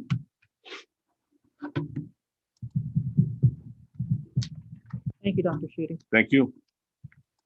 Okay, gas bills. Okay, many of you are aware, in February of 2021, we received bills for gas services for through the K-Jump Cemetery bill services and Black Hills Energy. Both of those bills combined, roughly $251,000 we feel, and so did the attorneys with Smithman and Zachara, who are working through KASB, that they violated state statute that limits the amount per metric BTU costs for public entities. And so we are asking, and we do need a motion on this. I did double check with our attorneys for the board to go into agreement for legal services to protest these bills. I will tell you the Black Hills Energy bill has also reached the governor's desk. She has asked those attorneys to help us with a letter that we will send to Black Hills Energy, informing them that we are going to comply with the bill and pay our fees required to avoid, to pay for part of the bill that'll avoid any fees or penalties, but we feel that they've overcharged us and that we're going to pursue legal action to reduce these bills. The cost for joining this legal services is $1,400. So we have a potential of saving in the thousands, hundreds of thousands, for $1,400. We are not the only district. I don't have a total number of districts, however. That's exactly what I was going to ask. I did ask, and that we had, districts had till May 11th to indicate their desire to join. We're May not lone 11th? rangers, right? What's that? We're not alone. Oh, we are not even This close is to the alone. 17th. And the other thing I wanted to see, did I read it Good point. correctly, that the whatever the MMBTU Uh-huh. Mhm. literally overnight went from 4.57 to 17.76? That's correct. If you look at the industry costs on gas, natural gas, Yeah. there is a outrageous spike in Yeah. February. Okay. Those are the right numbers, so right? Those are the right numbers. So Dr. Schutte, you said May 11th, but this is May 17th. It is. We've sent our intent pending board action. I signed it. Yeah. Okay, so it's already Which been sent. he has authority up to $20,000, so it's only $1,400. So you can spend that to sign us up. However, if the board says no, then we will ask them for our refund and we will pay these bills ourselves. You are asking for action on this? If Yes. we're recommending that, it'd be a good idea to do that. Yeah, the attorney suggested that the board take action on this, not just be informed about it. So it's a difference of about 250,000 versus 65, 70,000 that we normally pay Yes. a month? For these bills, the previous year was 32,000. So 251 versus 32,000 for the same meters. Clint, I know that you don't have solid numbers, but are any of the surrounding districts talking about this thing too? Yes. Okay. Oh, yeah. Yes, sir. I recognize and understand price gouging. Sure. I just want to make sure the period of performance for the $1,400 is it from August 1st to the end of the year? Or are they going to come back and bill us, oh, by the way, you owe us another $1,400, another $10,000? They start doing additional litigation and it's an open checkbook. $1,400 is a pittance. I understand That's that. because there's lots But of. I just want to make sure that whatever Dr. Burke signed is not a, What he signed is for exactly $1,400, no more. no period of performance though. Nope. Okay. I know the answer is probably no, but can we deal with anybody other than Black Hills? Is there another retailer, another? We do Kansas Gas, but they don't provide to those meters. Say what? We have service from Kansas Gas and other meters within our district, but they do not provide to the meters we currently transport on. Yeah, of course, that would take an act of Congress to change. Well, I wouldn't call it act of Congress, but I know that the utilities are seeking increases at this point in time. Well, no, it'd probably be problematic even going to Kansas Gas Yes. Service, but I Yes. personally have Kansas Gas Service. So yeah. I understand. That's Many why of our facilities do. I'm curious how we ended up with these two, but anyway. They're the ones that provide to those meters and have probably since the building. And that was has to do built. with the KC, Kansas Corporation That is Commission and, correct. and electric and gas distribution. I And understand. who can do transport and who can't. Right, I understand. They have their own territories. That is correct. I understand. I am curious about the time span that Greg was referring to. that if this is like an annual contract, is it going to be like Schools for Fair Funding, where they come back annually and say, do you want to be No, a part it's- of this? Because it said it would go into a pot. The 1,400 would go into a pot. That is correct with other schools, and based on our contracts for paying utilities, we do have to pay some, and we'll be paying ongoing. So I can't predict how the court process will go forward. All I know is at this point in time, we've only committed to this for assistance in reducing these costs. And you signed it, so obviously you recommend it. I do. I just find it hard to believe they're going to settle it in 1 month and this won't be I doubt it'll be something 1 going on month. for a year to 2 years. So Very we'll see. possible. Just like Schools for Fair Funding was for, we're still paying. And we're receiving a tremendous return on our investment. I want the patrons to know that. The base per pupil increase for Schools for Fair Funding well exceeded our costs. What would you recommend the motion read? That we're asking for a resolution authorizing Haysville USD 261 to participate in the legal action represented by Smithman and Zachary through KASB. Just as it's on there. That's what Donna Whiteman suggested. You have that written, David? Okay. I'll make that motion I'll second as it. stated. Good. However, Clint just said that. Okay. I have a motion by Dr. Norton and a second by Gibson to approve a participation in the lawsuit as stated. Is there any other questions? Hearing none. All in favor? Opposed? Motion passes 6-0. Thank you very much. I recommend that the board approve items 6.1 through 6.7, in essence, all the handbooks in one motion. I'll make a motion to approve items 6.1, 6.2, 6.3, 6.4, 6.5, 6.6, and 6.7.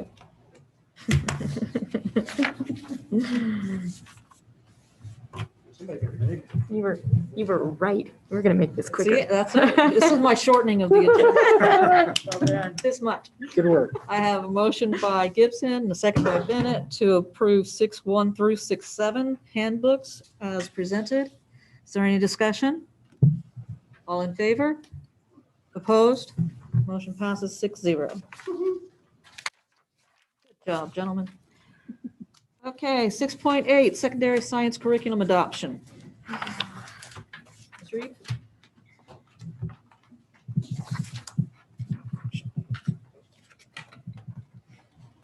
Hello, I apologize for getting that to you very late. I was out of the office most of the week and completely slipped my mind. However, it was good news because both amounts decreased. I hope everything was okay. Oh, yes, everything's Good. wonderful. We're Okay. excited. We're starting with math or science? Huh? Are we starting with math or science? I believe it was science that you Science. said, correct, Paige? I didn't know. Science, yeah. So are these, is this all digital platform or is this? No, we'll hard- be, they are also getting a classroom set of books. So the teachers will get their teacher's manual, a hard copy of their teacher's manual, and digital. All students will get digital, and then each classroom will get a classroom set of books. So while they're in the classroom, they can have access to the text, but they'll also have the digital text.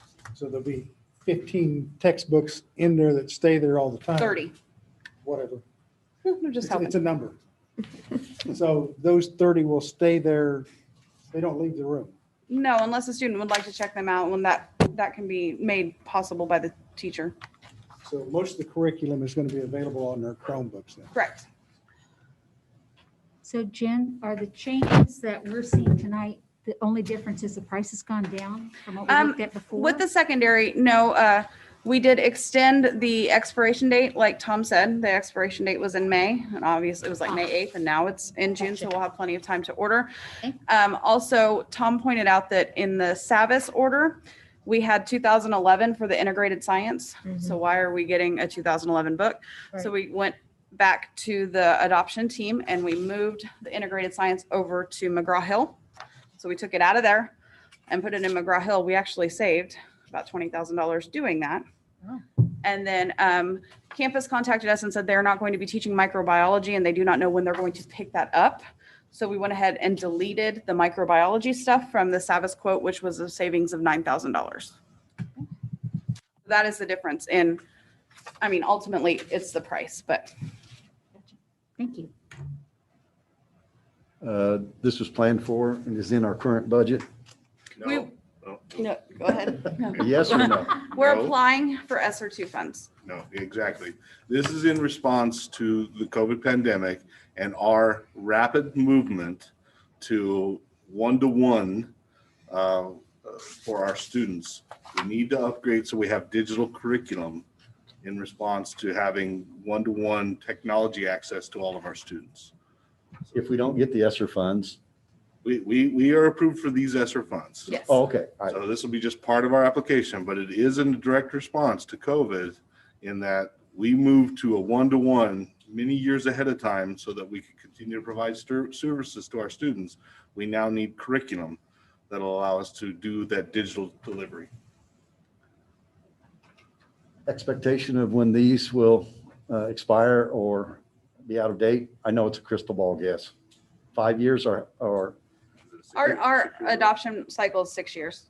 okay, thank you. Mhm. For both math and science? Yes. Okay.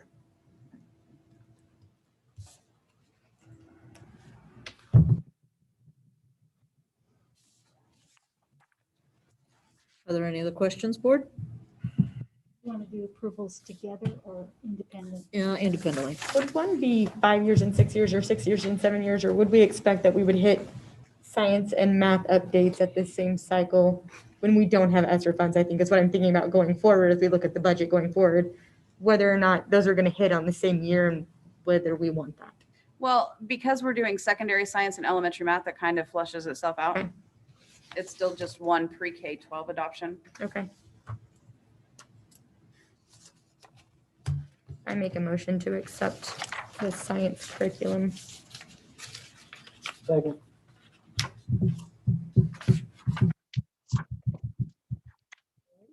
I have a motion by Bain, a second by Bennett to approve the secondary science curriculum as presented. Is there any discussion? All in favor? Opposed? Motion passes 6-0. Thank you. And the math, what changes did we have there? It is basically, we actually added special education digital licenses and saved $11,000 because I asked Krista to call the vendor and work her magic, and she did. Thank you, Krista. Yes, thank you, Krista. Good job, This is the Krista. same thing, classroom books and math journals, or is it all? Yes, the digital? math journals, the consumables, and the digital licenses, and the 20% personalized learning, Oh, right, which will cover all of our tier 2 and tier 3 students. yeah. ESSER 2 funds again? Yes. Yes. Thank you. I meant to ask it on the previous approval.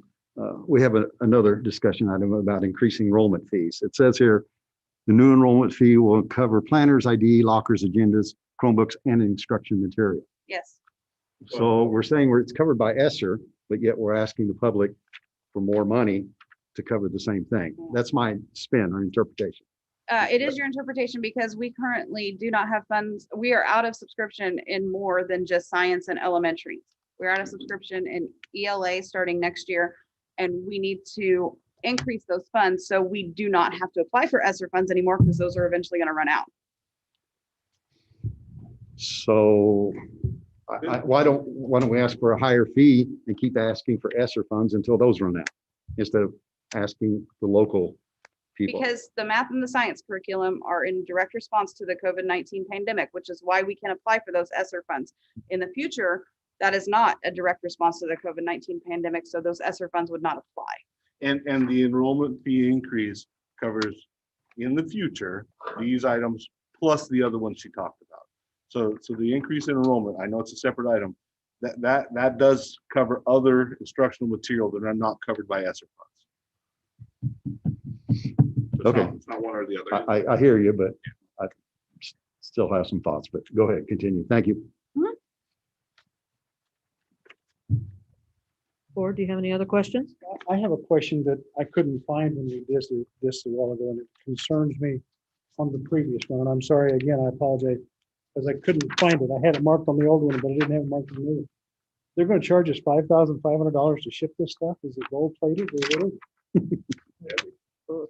It is. Sometimes shipping, they'll make a deal with us, they'll cut somewhere and then add shipping. It's just kind of the way we play the game.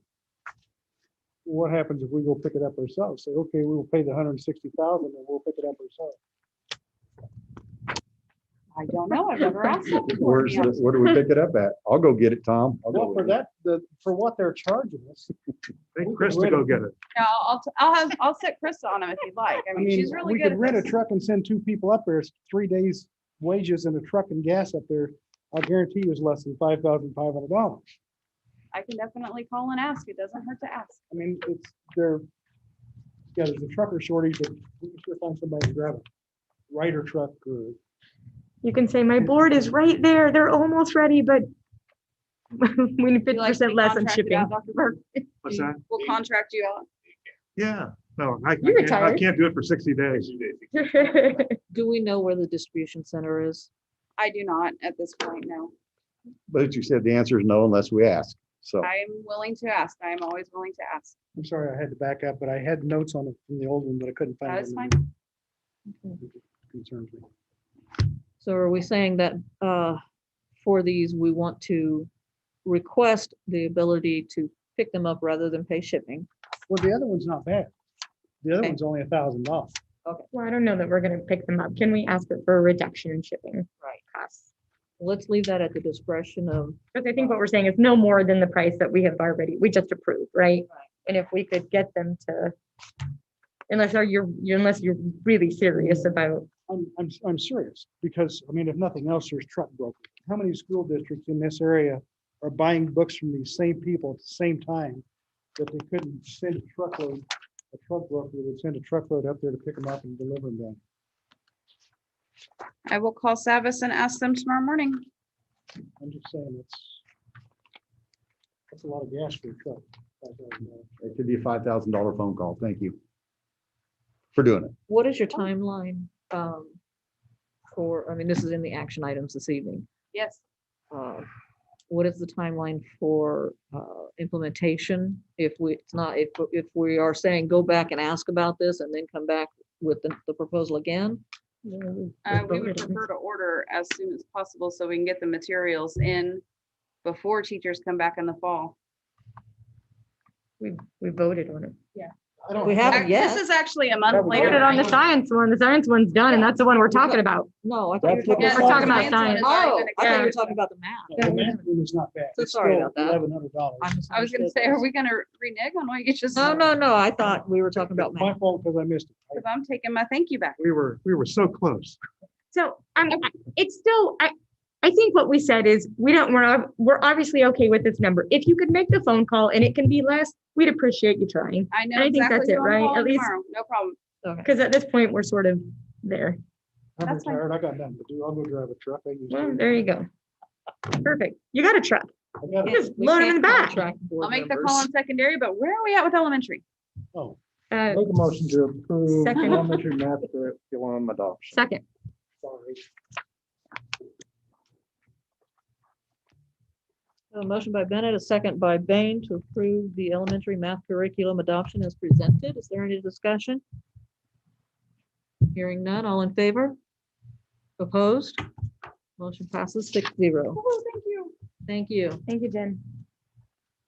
Okay, the high school administration athletic people recommend that you enter into an agreement with East Bay Apparel.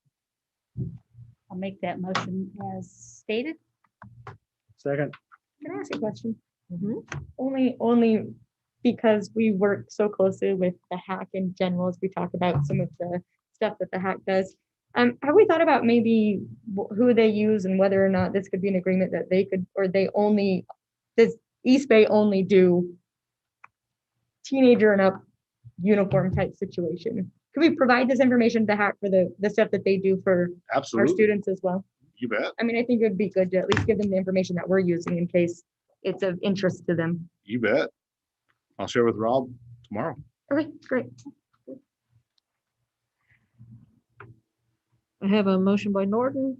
Nope. Yes, I do. Yep. And a second by Gibson to approve the East Bay Apparel contract as presented. Is there any other discussion?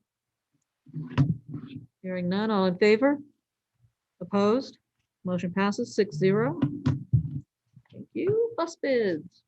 Okay, again, these were off the capital outlay, and we went out to bid. We did specify, again, Bluebird minibuses. The reasons we do that is those are the ones we have. Often parts are interchangeable. We have efficiency of mechanic services and training. So we have found in our studies, by having one type of bus, we save on labor costs, parts, and oftentimes in cost. Last time we did bus bids, we were asked to do a comparison, and we did, if you remember correctly, we did International and Thomas as well, and Bluebird still was the cheaper bus. So we did put these out to bid. Again, these are micro mini buses, slightly different. I did include the specifications for you within the packet. So we are asking for a resolution authorizing Haysville USD 261 to purchase 2 Microbird G5 mini buses, equipped respectively based on what is attached. One is $67,173. The other one is $75,928. In our budget, we budgeted $200,000 for buses, and so this is well under our budget for this year. Good. So when do you think we would get these? We won't get these till the fall. You'll be lucky if you get them. Well, last 2 times they were delivered in November. I understand. So Right now with this chip shortage, they're not producing anything. that's right. But I'm guessing if we don't get in the lineup. We're never gonna get them. Push it down the road. Yep.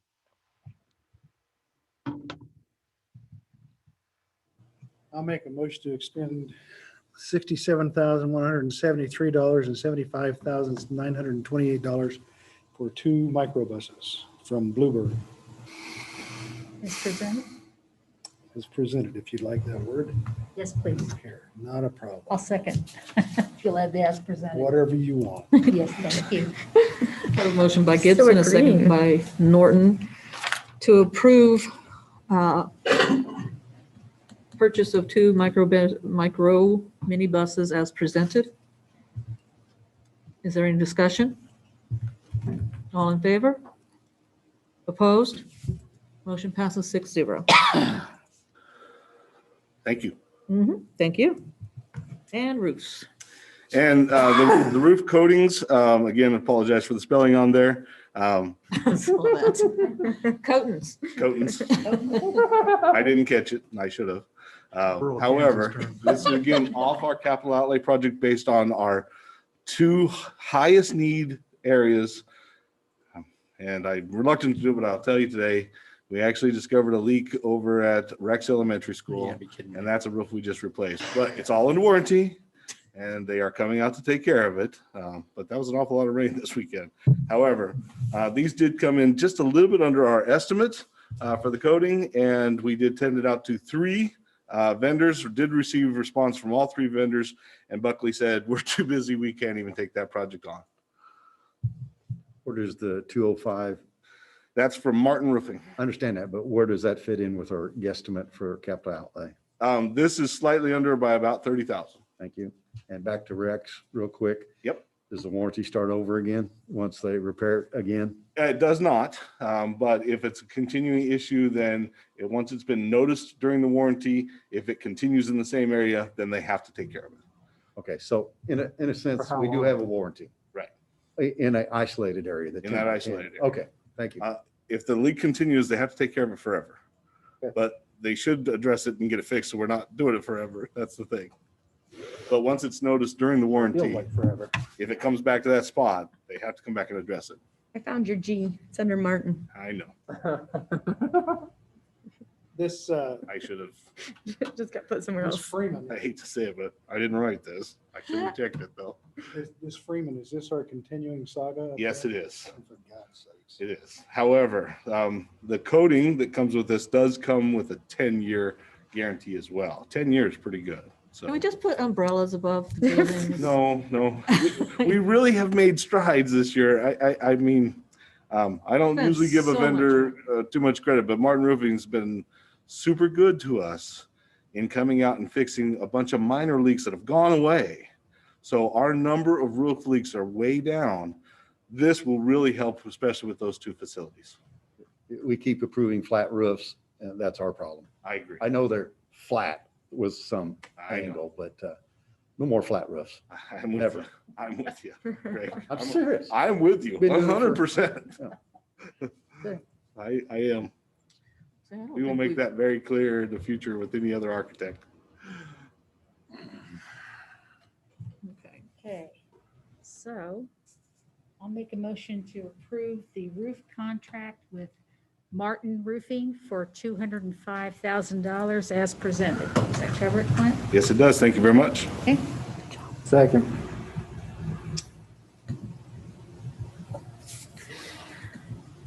Alrighty, we have a motion by Dr. Norton, a second by Bennett to approve Martin Roofing bid for $205,000 as presented.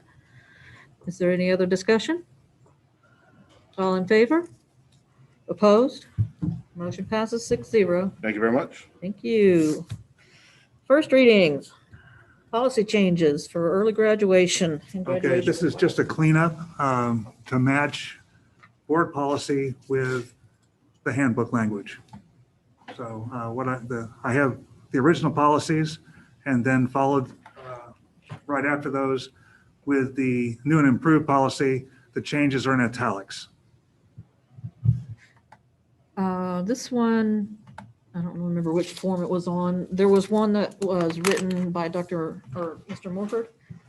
And he indicated this was for the graduates of 2025 instead of 2024. Mhm. So he was off a year. Yeah, he corrected that. Okay, it was in my paperwork. Yeah, he corrected it at the meeting. Oh, you weren't here for that meeting. He corrected it last time. Yeah. Okay, it was in the paperwork I read over the weekend. Did he correct it since the weekend? No, he corrected it last month. Yeah.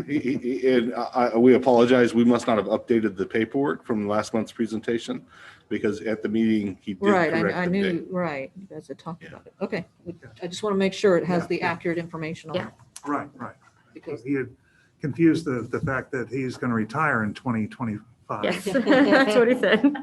That's where he got that date. Right, So, well, yeah, I heard that. I just knew that it yeah, was still on. no. Okay. So just the first reading. I'll be happy to try to answer any questions that you might have.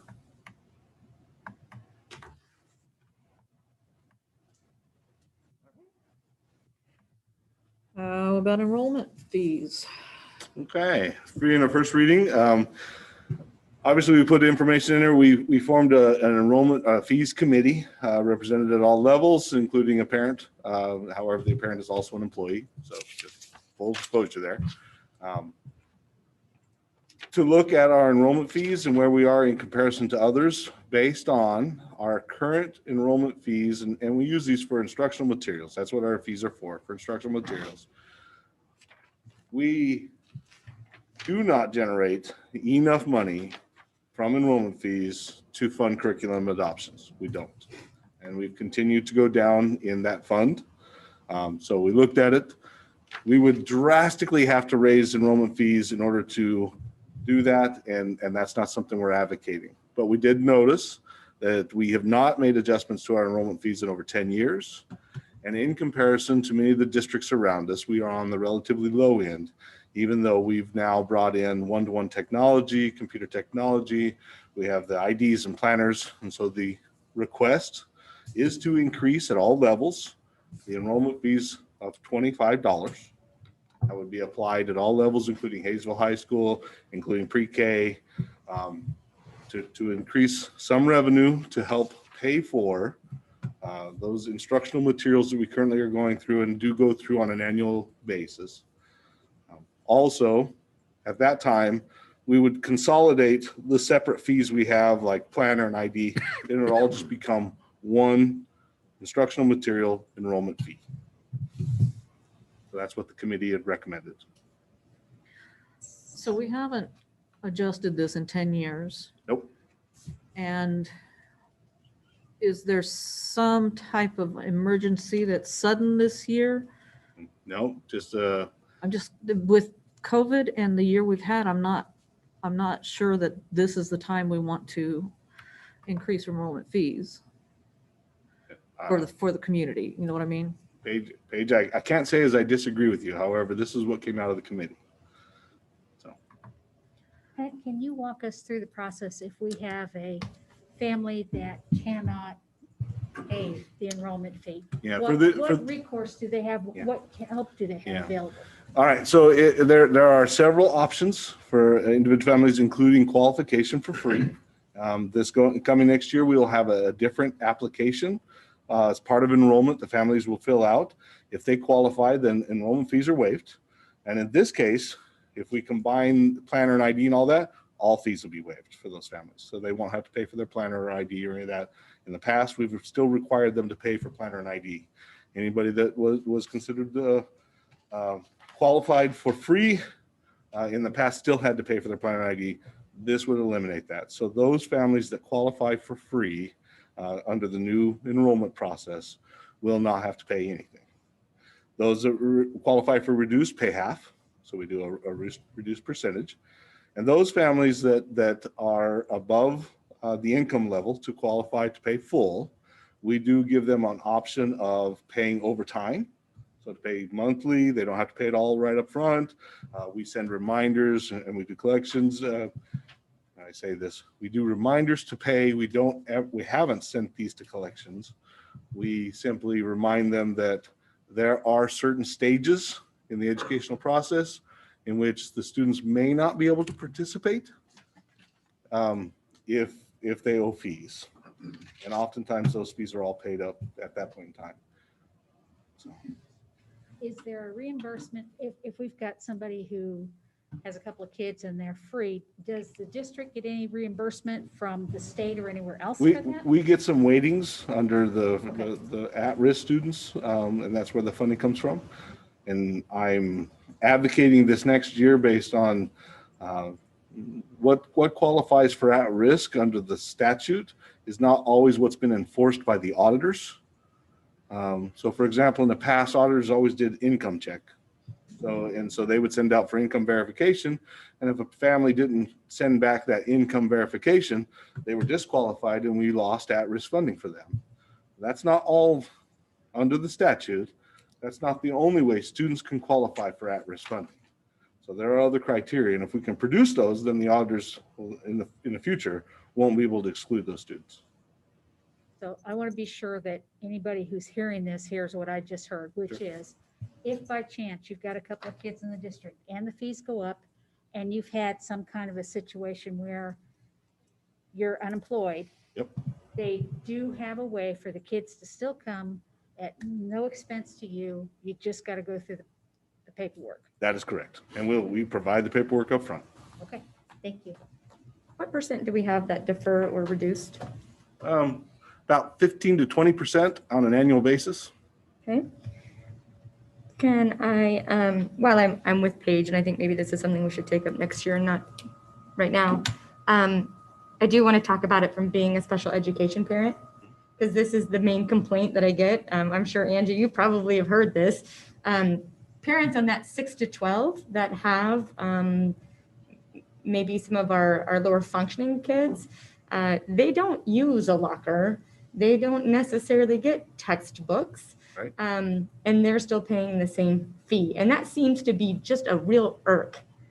It was for me too. I'm like, why am I paying for this? Obviously, then it was broken out and I was still paying for it, even though we were never even assigned one. Sure. And so I just want to do the due diligence to say, at least from the special education parents, they would like to see a change. Okay. Can I give another perspective on that? You may. Because special ed funding is only about $5 million a year. I get that. Our special ed expenditures are over 12 million. That 12 million comes from the general fund, which does include potentially fees for materials and those kinds of things. So while I get that, every student's services are unique, not necessarily their fault that the state isn't funding it the way that it should be funded. I completely agree. Or the federal government. Or the federal government. Or the federal correct. government. Yeah, in general, yes. Completely agree. But if you're talking just for, I don't receive, so I shouldn't have to pay, that's kind of, Not necessarily. I think it's just the point of you're not even assigned a locker, whether you're going to use it or not. You're not assigned one, Sure. but you still pay for it. Now that was obviously different under our other structure where you actually had those broken out. that's Here correct. you have it put together, so it's a, Right. potentially different. But I will say that that seems to be a current theme Sure. Absolutely. from those parents and this Hey, I'm parent. 100% with you. I think it should When be I was funded there. 100%. So, My personal opinion is a little different. yeah, I don't think the funding holds weight. That doesn't hold weight for me. Yeah. That's how I feel about it. I'm lost here with Haysville High School. Uh-huh. Currently, they're paying $55 a session, Correct? and there's 4 sessions, so they're paying $220. Yep. Plus the $20 for ID and planner. Yep. Under proposal, they're paying $55 a session for 4 sessions. And that's it. Well, and then I didn't we put on there $45? Yep. Yep. Material, so So their $20 goes to 45, it goes up $25. okay, so that's an additional charge to that 45. That is correct. Okay, well, it's hard to read the way it's read there, so, okay. Now, is that 45 per session? No. Or it's that's just a it. one-time 45 thing? for Chromebook, construction materials, ID and planner all included. Okay, because it reads like it might be per session. Well, remember, it's got an asterisk next to it, and that asterisk is only by the 55. On a different line. Yes. Speaking of monies. Yes, sir. Are we going to start charging more to Mulvane and Derby for the likes of Tri-City? It's based on our costs. So as our The cost- question is still the same. Are we going to charge more since fees are going up? Are we going to? It's some of not, the- it's not necessarily related to the fees because they enroll in those schools. It is related to our expenditures. So as our expenditures go up, we will charge them more. So they pay 1/3 roughly. Well, it's not quite 1/3. It's broken down by slots. So how many slots each district has. Okay, so if they have 10 slots, Then out they- of 100 students, then That's they pay. correct. Then they for pay those two. 110. Okay, that's clarification. Thank you. You bet. Okay. Do we have any other questions, board? All right, we will come back to this next month. Thank Thank you. you, Dr. Schutte. Thank you. And future agenda items, board calendar. All right, I've included the things from this agenda and the things from the board calendar. And I've added one other additional report. So COVID report, policy changes, school-based health clinic, enrollment fees. This is from the board calendar. Approve updated wellness policy, set budget meeting date and time, crisis and safety report, the annual paper bid, and the addition is a truth in taxation report. Because we don't want any surprises. Nope. And that's a legislation that the Kansas legislature put in place this year. And I want to make sure that we're all well aware of it going forward. Correct. So we're going to get educated about this new law. Is that what you're saying? That's what I'm saying. That's correct. Thank you. And were we supposed to do the ASA contract tonight? We asked to That later. postpone that one. So if we could add that one. Okay, ASA contract? Yes. Okay. Because now that you approved the RICO contract, we may have options. I see. Good. Okay. Good. Can we add that Dr. Burke is going to bring cake and ice cream? Sounds good to me. I prefer pie. He takes ice cream to everybody else. Just take an order from each of us individually and bring us what we want. I prefer cheesecake. So does anyone want to make a motion and I'll second it? Is that an 8.1.5? There you go. Oh, it's a new agenda item. Darn it. Okay, aside from that proposed motion, I will make a motion that we go into executive session for 20 minutes. 20 minutes 5-minute break. after a 5-minute break. And we would like to have Dr. Schutte and Dr. Clegg come with us. And Dr. Burke, Yes, and Dr. Burke. And this is for non-elected personnel negotiations? Negotiations, okay. For 20 minutes to begin. Greg, can you handle 3 minutes? Yeah. Is that enough? Okay, to begin at 9:55. Second. Sorry, just on the. Block and raise the hand. Breaks off. We got an 8:55 page. Yeah, good point. Yeah, 8:55, okay. Thank you. For those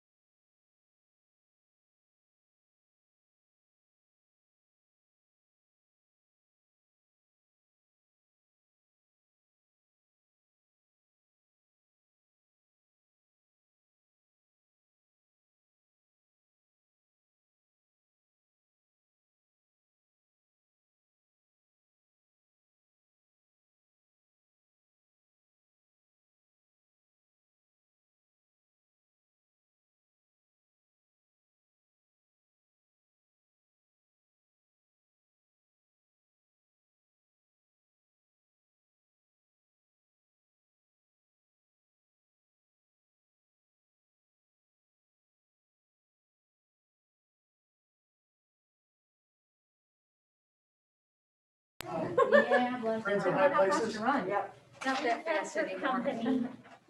I'm getting slow my day. Somebody's leaving notes on my. The kids are still going. Oh, Update. update? I Yeah. thought I could start it and be done by now. Alrighty. No. We are all back in. Dr. Schutte, Dr. Flagg, and Dr. Burke are here, and meeting is adjourned.